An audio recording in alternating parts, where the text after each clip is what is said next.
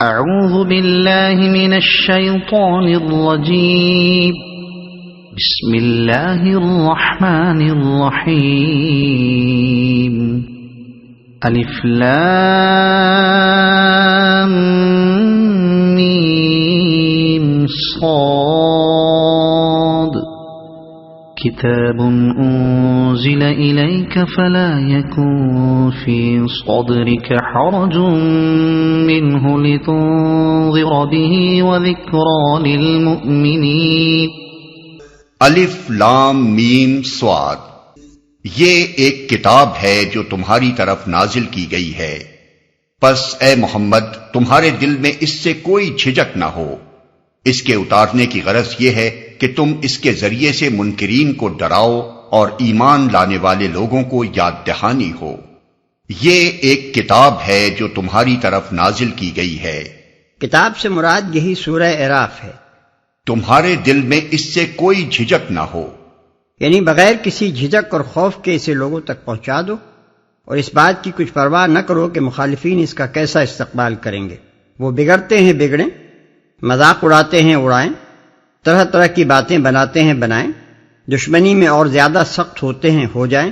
تم بے کھٹکے اس پیغام کو پہنچاؤ اور اس کی تبلیغ میں ذرا باک نہ کرو۔ جس مفہوم کے لیے ہم نے لفظ جھجک استعمال کیا ہے،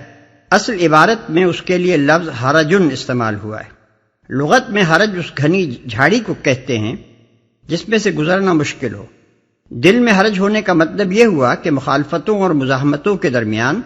اپنا راستہ صاف نہ پا کر آدمی کا دل آگے بڑھنے سے رکے۔ اسی مضمون کو قرآن مجید میں متعدد مقامات پر ضیق صدر کے لفظ سے بھی تعبیر کیا گیا ہے۔ مثلاً وَلَقَدْ نَعْلَمُ أَنَّكَ يَضِيقُ صَدْرُكَ بِمَا يَقُولُونَ، سورہ ہجر آیت 97۔ اے محمد صلی اللہ علیہ وسلم، ہمیں معلوم ہے کہ جو باتیں یہ لوگ بناتے ہیں ان سے تم دل تنگ ہوتے ہو، یعنی تمہیں پریشانی لاحق ہوتی ہے کہ جن لوگوں کی ضد اور ہٹ دھرمی اور مخالفت حق کا یہ حال ہے انہیں آخر کس طرح سیدھی راہ پر لایا جائے۔ فَلَعَلَّكَ تَارِكٌ بَعْضَ مَا يُوحَىٰ إِلَيْكَ وَضَائِقٌ بِهِ صَدْرُكَ أَن يَقُولُوا لَوْلَا أُنزِلَ عَلَيْهِ كَنزٌ وَجَاءَ مَعَهُ مَلَكٌ، سورہ ہود آیت 12۔ تو کہیں ایسا نہ ہو کہ جو کچھ تم پر وحی کیا جا رہا ہے اس میں سے کوئی چیز تم بیان کرنے سے چھوڑ دو، اور اس بات سے دل تنگ ہو کہ وہ تمہاری دعوت کے جواب میں کہیں گے کہ اس پر کوئی خزانہ کیوں نہ اترا، یا اس کے ساتھ کوئی فرشتہ کیوں نہ آیا۔ اور ایمان لانے والے لوگوں کو یاد دہانی ہو۔ مطلب یہ ہے کہ اس سورہ کا اصل مقصد تو ہے انذار، یعنی لوگوں کو رسول کی دعوت قبول نہ کرنے کے نتائج سے ڈرانا اور غافلوں کو چونکانا اور متنبہ کرنا۔ رہی اہل ایمان کی تذکیر یعنی یاد دہانی تو وہ ایک ضمنی فائدہ ہے جو انذار کے سلسلے میں خود بخود حاصل ہو جاتا ہے۔ اتبعوا ما انزل الیکم من ربکم ولا تتبعوا من دونه اولیاء قلیلا ما تذکرون۔ لوگو، جو کچھ تمہارے رب کی طرف سے تم پر نازل کیا گیا ہے اس کی پیروی کرو، اور اپنے رب کو چھوڑ کر دوسرے سرپرستوں کی پیروی نہ کرو، مگر تم نصیحت کم ہی مانتے ہو۔ اپنے رب کو چھوڑ کر دوسرے سرپرستوں کی پیروی نہ کرو۔ یہ اس سورہ کا مرکزی مضمون ہے۔ اصل دعوت جو اس خطبے میں دی گئی ہے وہ یہی ہے کہ انسان کو دنیا میں زندگی بسر کرنے کے لیے جس ہدایت و رہنمائی کی ضرورت ہے، اپنی اور کائنات کی حقیقت اور اپنے وجود کی غرض و غائز سمجھنے کے لیے جو علم اسے درکار ہے، اور اپنے اخلاق، تہذیب، معاشرت اور تمدن کو صحیح بنیادوں پر قائم کرنے کے لیے جن اصولوں کا وہ محتاج ہے،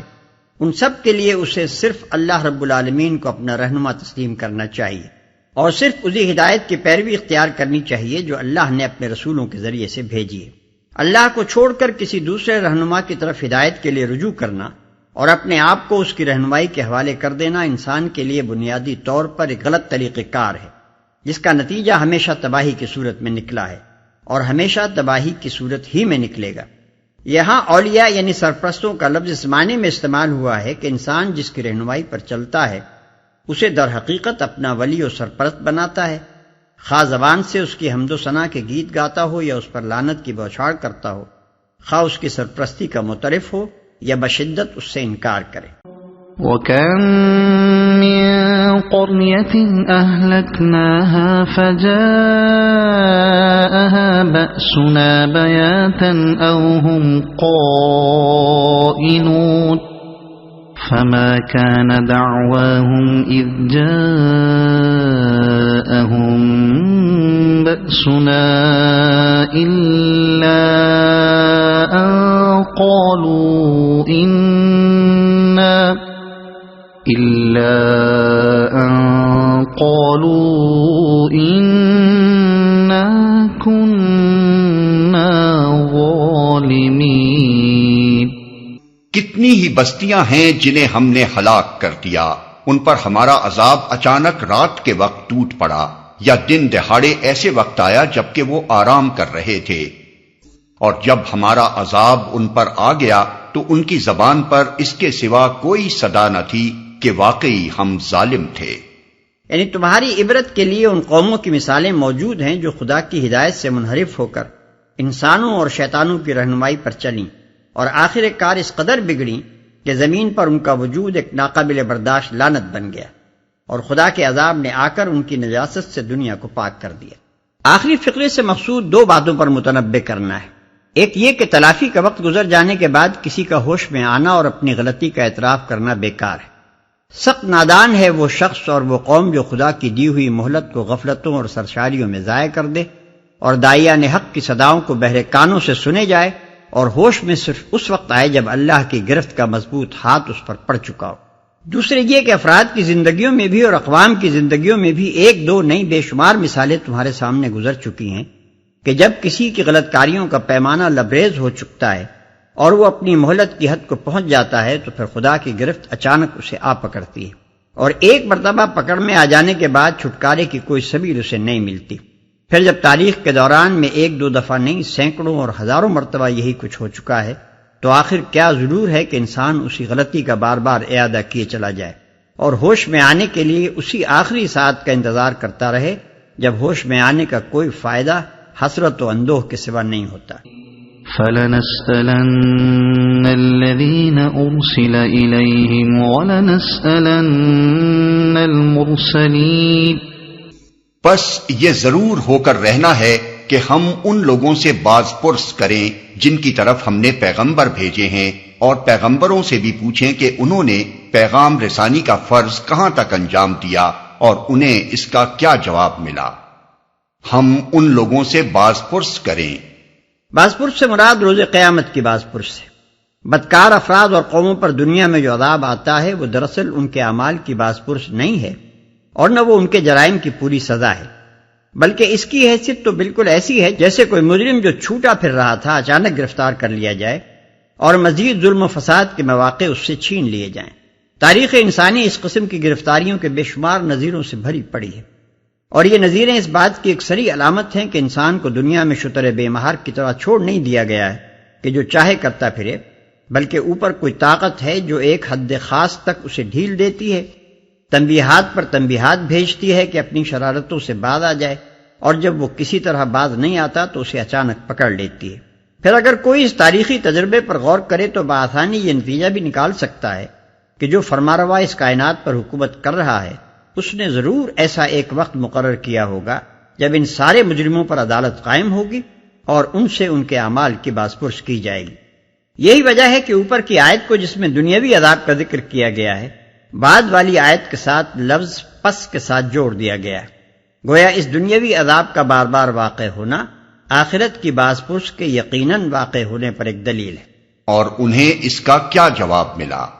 اس سے معلوم ہوا کہ آخرت کی باز پرس سراسر رسالت ہی کی بنیاد پر ہوگی۔ ایک طرف پیغمبروں سے پوچھا جائے گا کہ تم نے نوع انسانی تک خدا کا پیغام پہنچانے کے لیے کیا کچھ کیا، دوسری طرف جن لوگوں تک رسولوں کا پیغام پہنچا ان سے سوال کیا جائے گا کہ اس پیغام کے ساتھ تم نے کیا برتاؤ کیا۔ جس شخص یا جن انسانی گروہوں تک انبیاء کا پیغام نہ پہنچا ہو ان کے بارے میں تو قرآن ہمیں کچھ نہیں بتاتا کہ ان کے مقدمے کا کیا فیصلہ کیا جائے گا۔ اس معاملے میں اللہ تعالیٰ نے اپنا فیصلہ محفوظ رکھا ہے، لیکن جن اشخاص و اقوام تک پیغمبروں کی تعلیم پہنچ چکی ہے ان کے متعلق قرآن صاف کہتا ہے کہ وہ اپنے کفر و انکار اور فسق و نافرمانی کے لیے کوئی حجت نہ پیش کر سکیں گے، اور ان کا انجام اس کے سوا کچھ نہ ہوگا کہ حسرت و ندامت کے ساتھ ہاتھ ملتے ہوئے جہنم کی راہ لیں۔ فلنقصن عليهم بعلم وما كنا غائبين والوزن يومئذ الحق فمن ثقلت موازينه فأولئك هم المفلحون۔ پھر ہم خود پورے علم کے ساتھ ساری سرگزشت ان کے سامنے پیش کر دیں گے، آخر ہم کہیں غائب تو نہیں تھے، اور وزن اس روز عین حق ہوگا، جن کے پلڑے بھاری ہوں گے وہی فلاح پائیں گے، اور وزن اس روز عین حق ہوگا۔ اس کا مطلب یہ ہے کہ اس روز خدا کی میزان عدل میں وزن اور حق دونوں ایک دوسرے کے ہم معنی ہوں گے۔ حق کے سوا کوئی چیز وہاں وزنی نہ ہوگی، اور وزن کے سوا کوئی چیز حق نہ ہوگی۔ جس کے ساتھ جتنا حق ہوگا اتنا ہی وہ باوزن ہوگا، اور فیصلہ جو کچھ بھی ہوگا وزن کے لحاظ سے ہوگا، کسی دوسری چیز کا ذرہ برابر لحاظ نہ کیا جائے گا۔ باطل کی پوری زندگی خواہ دنیا میں کتنی ہی طویل و عریض رہی ہو اور کتنے ہی بظاہر شاندار کارنامے اس کی پشت پر ہوں، اس ترازو میں سراسر بے وزن قرار پائے گی۔ باطل پرست جب اس میزان میں تولے جائیں گے تو اپنی آنکھوں سے دیکھ لیں گے کہ دنیا میں جو کچھ وہ مدت العمر کرتے رہے وہ سب ایک پرے کاہ کے برابر بھی وزن نہیں رکھتا۔ یہی بات ہے جو سورہ کہف آیات 103 تا 105 میں فرمائی گئی ہے کہ جو لوگ دنیا کی زندگی میں سب کچھ دنیا ہی کے لیے کرتے رہے اور اللہ کی آیات سے انکار کر کے جن لوگوں نے یہ سمجھتے ہوئے کام کیا کہ انجام کار کوئی آخرت نہیں ہے اور کسی کو حساب دینا نہیں ہے، ان کے کارنامہ زندگی کو ہم آخرت میں کوئی وزن نہ دیں گے۔ ومن خفت موازينه فأولئك الذين خسروا أنفسهم بما كانوا بآياتنا يظلمون ولقد مكناكم في الأرض وجعلنا لكم فيها معايش قلیلا ما تشکرون۔ اور جن کے پلڑے ہلکے رہیں گے وہی اپنے آپ کو خسارے میں مبتلا کرنے والے ہوں گے، کیونکہ وہ ہماری آیات کے ساتھ ظالمانہ برتاؤ کرتے رہے تھے۔ ہم نے تمہیں زمین میں اختیارات کے ساتھ بسایا اور تمہارے لیے یہاں سامان زیست فراہم کیا، مگر تم لوگ کم ہی شکر گزار ہوتے ہو۔ وہی اپنے آپ کو خسارے میں مبتلا کرنے والے ہوں گے۔ اس مضمون کو یوں سمجھیے کہ انسان کا کارنامہ زندگی دو پہلوؤں میں تقسیم ہوگا، ایک مثبت پہلو اور دوسرا منفی پہلو۔ مثبت پہلو میں صرف حق کو جاننا اور ماننا اور حق کی پیروی میں حق ہی کی خاطر کام کرنا شمار ہوگا، اور آخرت میں اگر کوئی چیز وزنی اور قیمتی ہوگی تو وہ بس یہی ہوگی۔ بخلاف اس کے حق سے غافل ہو کر یا حق سے منحرف ہو کر انسان جو کچھ بھی اپنی خواہش نفس یا دوسرے انسانوں اور شیطانوں کی پیروی کرتے ہوئے غیر حق کی راہ میں کرتا ہے وہ سب منفی پہلو میں جگہ پائے گا، اور صرف یہی نہیں کہ یہ منفی پہلو بجائے خود بے قدر ہوگا بلکہ یہ آدمی کے مثبت پہلوؤں کی قدر بھی گھٹا دے گا۔